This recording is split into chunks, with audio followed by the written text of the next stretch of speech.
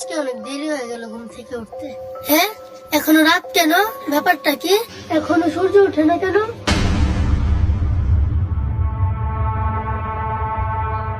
বাবা বাবা, কে কে কে কি হয়েছে মা?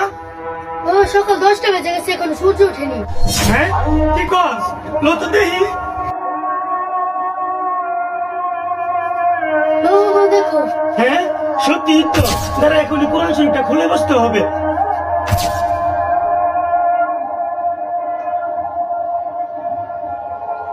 বিশ্বাস করেন কিয়ামতের আগে একদিন এক রাতের মধ্যে এই কোরআনের সব পাতাগুলো আল্লাহ তুলে নেবেন আসমানে। হাদিস এসেছে কোরআনের শুধু পৃষ্ঠাগুলো থাকবে, কালি থাকবে না।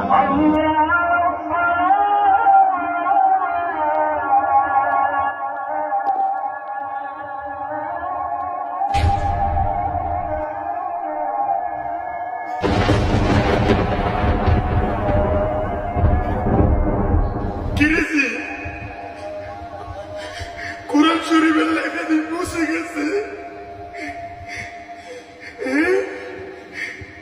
তাহলে কি কিয়ামতের আলামত শুরু হয়ে গেছে?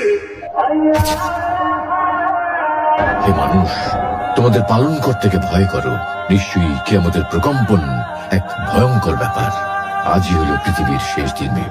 পাপাচারী মানুষেরা হতাশ হয়ে যাবে, কাণ্ড জ্ঞান হারিয়ে দিক বিদিক ছুটতে থাকবে এবং একসময় অজ্ঞান হয়ে মৃত্যুবরণ করবে।